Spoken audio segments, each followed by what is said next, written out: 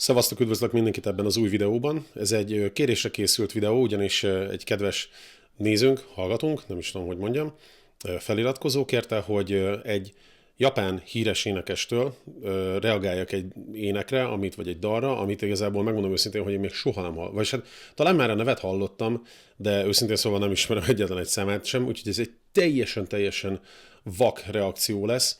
És megmondom őszintén, hogy elképzelésem sincs, hogy mire számít, csak azt sem tudom, hogy az illető előadó férfi, vagy nő, vagy fiú, vagy lány.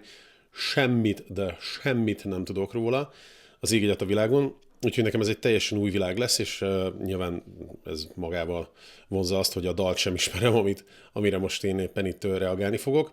Feltételezem, hogy japánul van, de ebben sem vagyok biztos egyébként.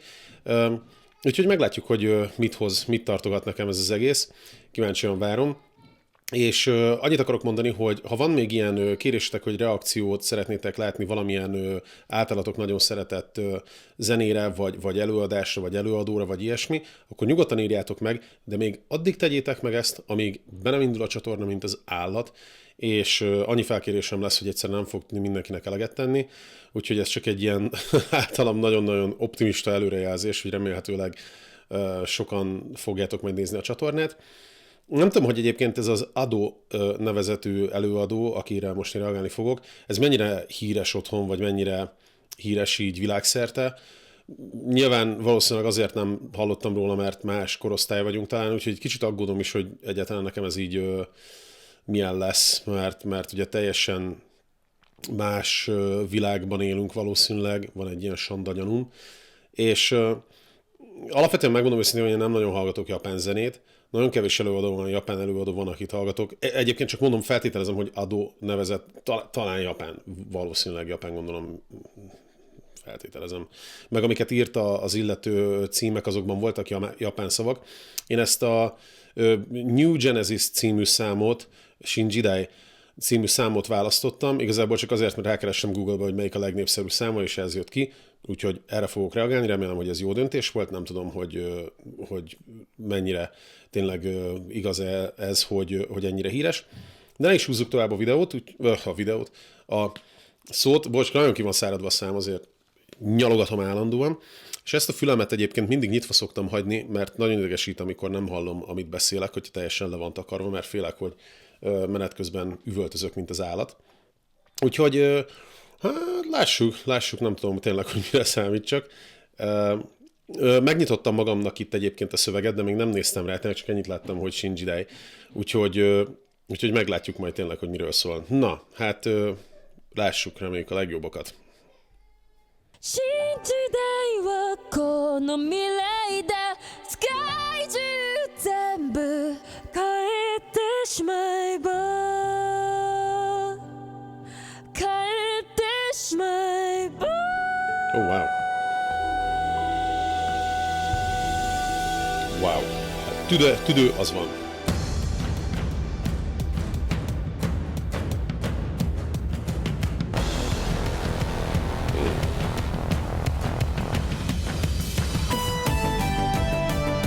És anime beütés, ha jól látom. Hát ez a zene, ez nagyon fekszik nekem egyébként. 邪魔者嫌なものなんて決してこの世とメタモルフォーゼショーゼミュージック君が起こすマジック目を閉じれば未来が開いていつまでも終わりが来ないようにってこの歌を歌うよ You wanna be リアルゲンギリギリ綱渡りみたいな旋律認めない戻れない忘れた夢の中にさして I want be free 見えるよ信じたいが世界のゴールさあ行くよ You Na oké, hát egy pillanatra itt megállítom. Közben azért nézek erre egyébként, mert nézem a videóklipet is, meg nézem a szöveget is, meg hallgatom a szöveget is, meg ki van írva még angolul is a szöveg, úgyhogy teljes káosz van a fejemben, de na, hát az elsődleges, nem tudom, milyen észrevételeim. Az első az, hogy amikor elkezdődött a zene, akkor nekem kicsit egy ilyen indisebb beütése volt az egésznek, aztán utána beindult ez a nagyon-nagyon tipikus japános nem is tudom, ez japános J-pop, vagy nem tudom, hogy ez J-popnak hívják, de nekem ez ilyen beütésű dolog. És nem mondom, hogy ez nekem nagyon fekszik egyébként, mert nekem kicsit inkább ilyen Japánban, aki járt Japánban, az ilyen játéktermes, karaokés, meg ilyesmi hangzása van ennek, de egyébként nem irritáló. Nagyon sok japán zenét azért nem hallgatok, mert egész egyszerűen irritáló. Ezt nem mondanám, hogy irritáló. Ennek nagyon-nagyon ilyen anime zene hangzása van, úgyhogy, és ha jól látom, itt azt mondja, hogy Uta from One Piece film Red, szóval nem lepődnék meg, hogyha tényleg ez a One Piece-nek valamelyik filmjében a filmének a zenéje lett volna. Nagyon-nagyon olyan hangzása van egyébként. A másik, amit észrevettem, hogy legalábbis én úgy gondolom, hogy akiket énekeseket én hallottam Japánból, azok nagyon-nagyon-nagyon jól énekelnek, de tényleg, szóval jó hangjuk is van, és eléggé képzettek, és ami hát a japánokra eléggé jellemző, az az, hogy nagyon-nagyon próbálják tökéletesre csiszolni a tehetségeket, és tökéletesen végrehajtani nem is tudom, a nézők meg a hallgatók által megkövetelt minőséget. Úgyhogy úgy gondolom, hogy ez a lány, hölgy, nem tudom, hogy hány éves lehet, nagyon-nagyon jól kiművelt hangja van. Nem mondom, hogy én aztán egy ilyen marha nagy ének hangszakértő vagyok, meg ilyesmi, de tényleg azért hallatszik, hogy ezen dolgozott keményen, tehát ez nem csak véletlenül ilyen jó, tehát észres nem a tusfürdős, zuhanyzós éneklése miatt lett ilyen jó.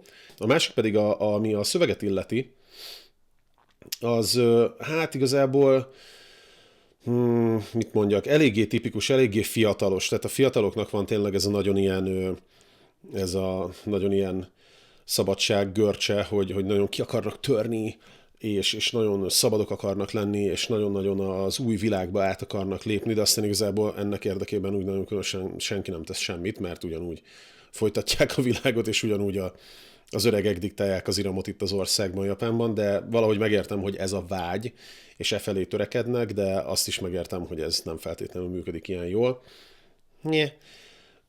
Ez egy popszám, nyilván most nagyon sokkal többet nem lehet elvárni tőle, és nyilván ezek az I Wanna Be Free, meg ilyenek, ezeket eléggé masszív japán akcentussal ejti ki.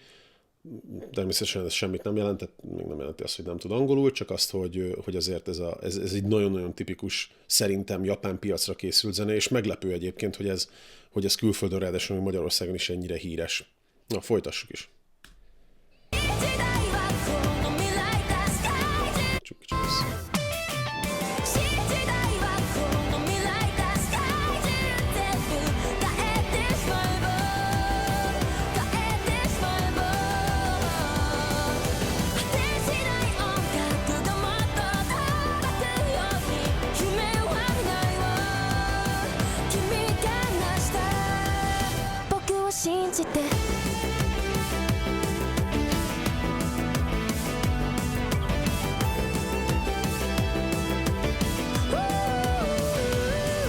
Nem tudom, ez az anime karakter, ami szerepel itt a videóklipben, ez annyira ilyen régi stílusú, vagy nem is tudom, ez amikor én gyerek voltam, akkor voltak kb. Ilyen karakterek, ez meglepő, de egyébként kicsit tényleg a One Piece-ben is hasonló karakterek vannak szerintem, már amennyire az én anime tudásom. Régi animéket nagyon sokat láttam, meg szeretek sok animét is, de mostanában már az újakat nem nagyon szoktam nézni. Na de mindegy.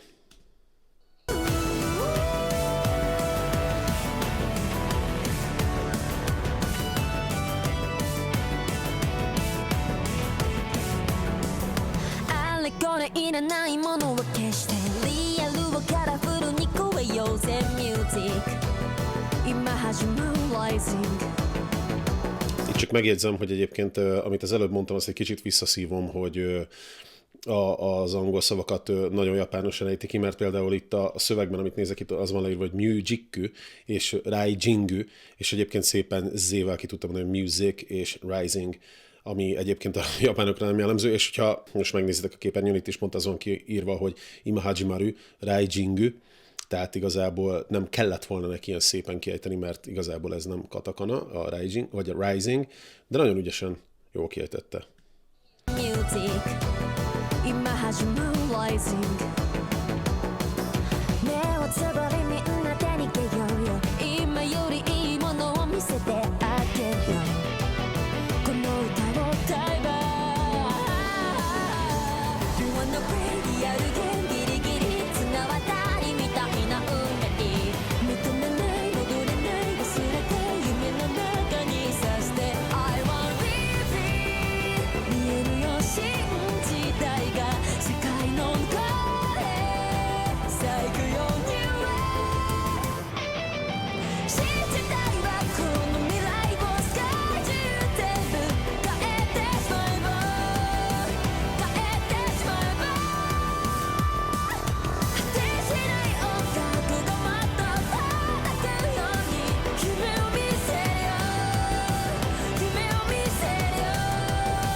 新時代だ Shinji Daida.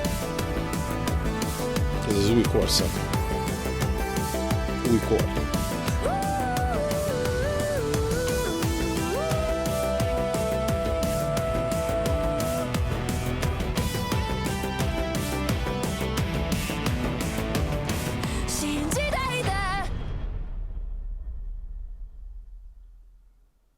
Jó, hát én nem nagyon ismerem, tényleg semmit nem tudok erről az előadóról, úgyhogy most gyorsan egy pillanatra rá is nézek, hogy mit kell tudni róla. Na nézzük.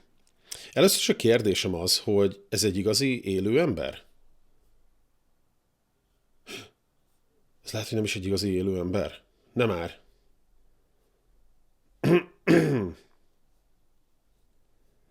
Ez Japanese singer. Aha, egy énekes. 2002-ben született, és 17 évesen lett nagyon-nagyon híres. Tokióban született, ez mondjuk nem meglepő, de akkor a lényeg az, hogy tulajdonképpen ő egy létező személy. Most csak azért, mert emlékszem, amikor a Sia elkezdett énekelni, akkor neki sem lehetett nagyon így látni az arcát, meg ilyenek, de hogy erről az adóról nincsenek fotók? Vagy tehát ő titok, hogy kicsoda? Vagy... Hát nem tudom, most nézek itt fotókat, de őszintén szólva, nem nagyon.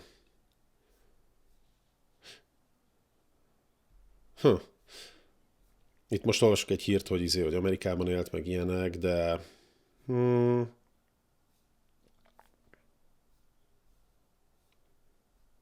Yeah. Szóval a lényeg, hogy egész egyszerűen nem látni róla fotót, nem lehet tudni, hogy ő hogy néz ki, tehát igazából lehet, hogy már el is sétáltam egyszer mellette mondjuk például Tokióban, bár eléggé kétlem, hogy ez megtörtént volna. Úgyhogy ha valaki esetleg azt mondja nekem, hogy lehet őt látni valahol, akkor mondja meg, hogy néz ki ez a lány, vagy lány gondolom, mert hogy 2002-ben született, igen, vagy nem tudom, 2000-ben valami ilyesmi, tehát ilyen 20 éves környékén lehet, 22 éves azt írják. Hát köszönöm szépen, megmondom őszintén, hogy tényleg nem az én világom, de ettől függetlenül, ami a legfontosabb az egészben, hogy nem volt irritáló, 1, 2, az énekesnek a hangja az nagyon-nagyon tetszett. Lehet, hogy ennél vannak sokkal jobb számai is, ami nekem stílusban jobban tetszett volna.